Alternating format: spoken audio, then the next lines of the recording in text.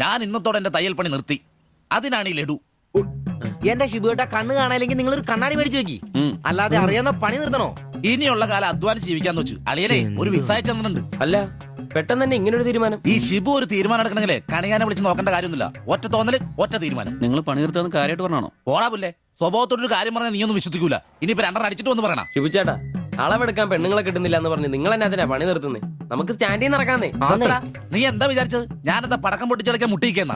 പിന്നെ ഒരു കാര്യം, അളവെന്ന വാക്കിന് ഇവിടെ മിണ്ടിപ്പോരുത്. അത്രക്ക് വെറുത്തുപോയി ഞാൻ ആ വാക്ക്. അതെ, കുറച്ചു പേർ കൂടി ലഡു കൊടുക്കാനുണ്ട്. ലീവിന് വരുമ്പോ കാണാം. ശിബുവേട്ട ലഡുവിനാണെങ്കിൽ ഇല്ല. നിങ്ങൾക്ക് വേണ്ടി ചോദിച്ചതാ. നല്ലൊരു മനുഷ്യനായിരുന്നു, പട്ടായി പോയി. একটা মানুষের শান্তিতে থাকার দরকার, আমার দরকারই নেই।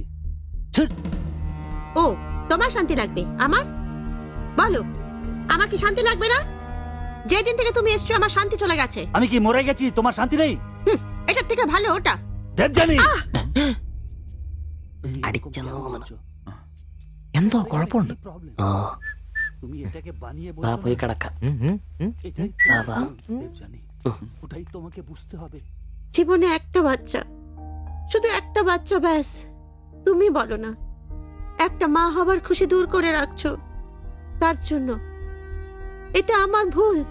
বলো, এটা আমার ভুল? দেবজানি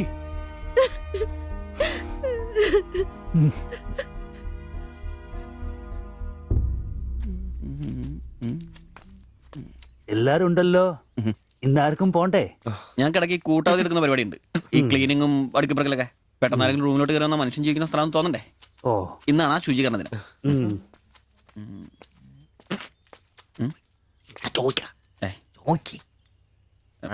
ചോദിക്കണോ?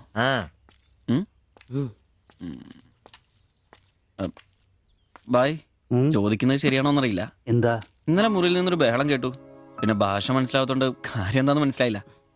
വേറൊന്നും കൊണ്ട് ചോദിച്ചല്ല, ബഹളം ഇപ്പൊ പതിവാണ്. ചോദിച്ചത് തെറ്റായി പോയെങ്കിൽ. ഏയ്, മാത്തച്ചൻ സാറിന്റെ കൂട്ടുകാരന്റെ കമ്പനിയിൽ ജോലി കിട്ടിയപ്പോ എല്ലാം ഭംഗിയായിരുന്നു എന്ന് കരുതിയതാ. പക്ഷെ കമ്പനി പൂട്ടിയപ്പോ ആ പ്രതീക്ഷ ഇല്ലാതായി. പട്ടിണി കടക്കാതിരിക്കാൻ പാടുപെടുക.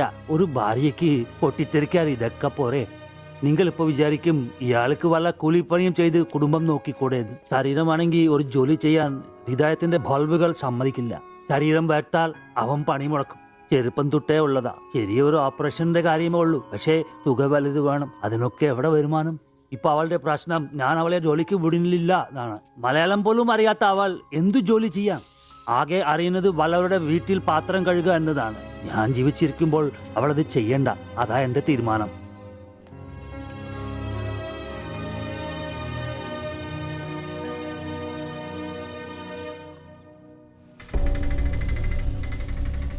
ഇതെന്താ ഇവിടെ?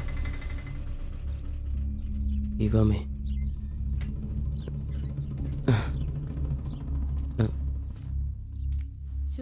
എന്നാലും കഷ്ടായി പോയല്ലേ? അയ്യോ, ഭയങ്കര കഷ്ടമായി പോയി. മാസ്റ്റർ തീർന്നെന്ന് തോന്നുന്നു. എനിക്ക് വിശുദ്ധ പോലെ ശില്പയാക്കി ഇരിക്കല്ലേ. ചേട്ടാ, എന്താ പ്രശ്നം? ആ പാസ്റ്റർ മോളില്ലേ, കോളേജ് കുമാരി, അവള് ഒരുത്തന്റെ കൂടെ ഒളിച്ചോടി പോയി.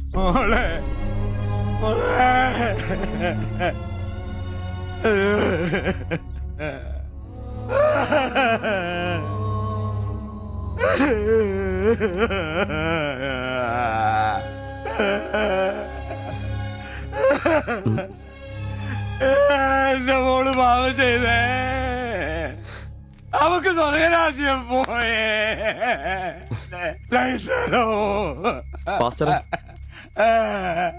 എടാ, അവള് പോയടാ, അവക്ക് സ്വർഗരാജ്യം പോയടാ. അല്ലടോ, അവള് രക്ഷിക്കപ്പെട്ടു. എന്നാ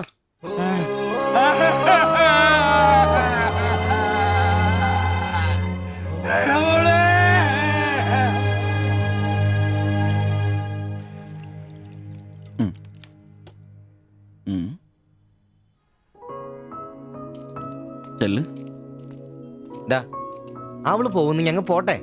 നീ എന്നാ തന്നെ വിഷമിക്കുന്നേ? ദേ, ഇതങ്ങ് പിടിപ്പിച്ചേ. നിനക്ക് വിധിച്ചിരിക്കുന്ന പെണ്ണ് എവിടെയോ ഉണ്ട്. അവള് സമയമാകുമ്പോ നിന്റെ അടുത്തേക്ക് വരും. ഇതൊക്കെ അത്രേ ഉള്ളൂ. ഇതങ്ങ് പിടിപ്പിച്ചേ. പിടിക്കാനേ കുടിക്കടാ. അല്ലേലും നിന്റെ തലേന്നത് പോയത് നന്നായെന്നേ ഞാൻ പറയത്തുള്ളൂ. ഒന്ന് പോടാ അവിടുന്ന്. ഇന്നലെ വരെ അവള് നല്ലത്, ഇന്ന് മോശം. അങ്ങനെ മാറ്റി പറയാൻ എന്നെ കിട്ടത്തില്ല. അവളെന്നും എന്റെ തന്നെ. ഒന്ന് സമാധാനിപ്പിക്കാന്ന് വിചാരിച്ചപ്പോ വീണ്ടും പഴയപടി തന്നെ. ഒരു ഗതിയില്ലാത്ത എന്നെ അവള് പ്രേമിക്കാനോ? കാശുണ്ടാവുമ്പോ എല്ലാം ഉണ്ടായിക്കോളും. നാടും വീടും വിട്ട് ഇവിടുന്ന് കഷ്ടപ്പെടുന്നേ നമ്മളൊന്ന് രക്ഷപ്പെടാനല്ലേ. ഇന്നു മുതൽ നമുക്കൊരു തീരുമാനം എടുക്കണം. നമുക്ക് രക്ഷപ്പെടണം. അതിന്റെ ആദ്യ ചൂടാ നമ്മൾ വാങ്ങാൻ ആഗ്രഹിച്ച ഓട്ടോ. എത്ര കഷ്ടപ്പെട്ടിട്ടാണെങ്കിലും എത്രയും പെട്ടെന്ന് നമുക്കത് വാങ്ങണം. ഒന്ന് മിണ്ടാരിടാ, നേരമായല്ലോ.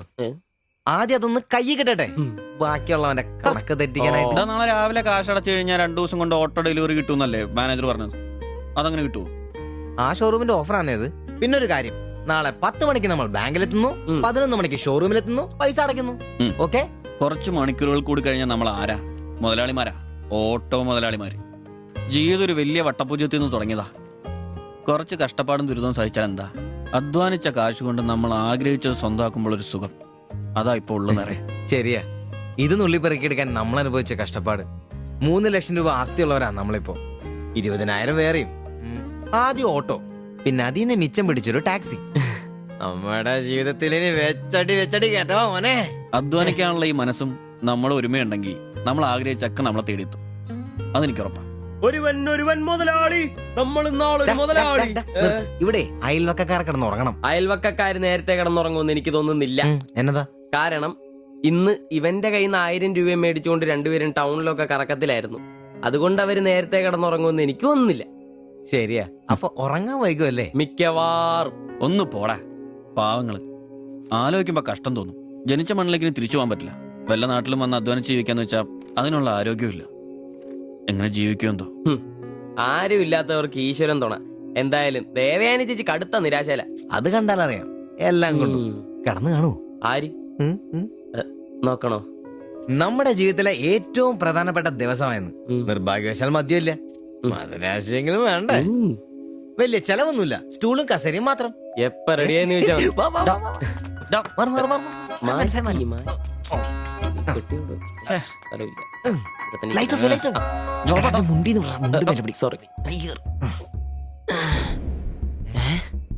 എന്നെ ഉറക്കടോ അത്?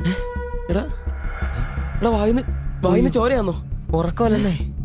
എടാ സിബി വിളിക്ക്, എന്തോ പന്തികേടുണ്ട്. സിബി വിളി. എന്നാടാ എന്നാ? ഒന്ന് കേറി നോക്കണേ. എന്താ എന്നാ പറ്റിയെന്ന് അറിയില്ല. അയ്യോ എടാ പിടിച്ചു കേറി നോക്കി. എടാ എടാ എന്തെങ്കിലും ഒന്ന് പറയടാ. സിബി. അയ്യോ വാടാ.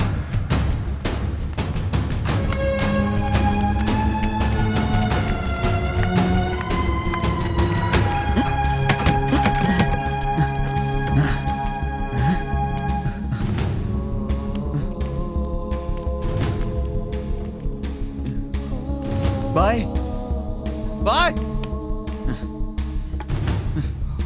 എടാ വിഷമാടാ. ജീവനുണ്ടടാ, വണ്ടി വിളി വേഗം.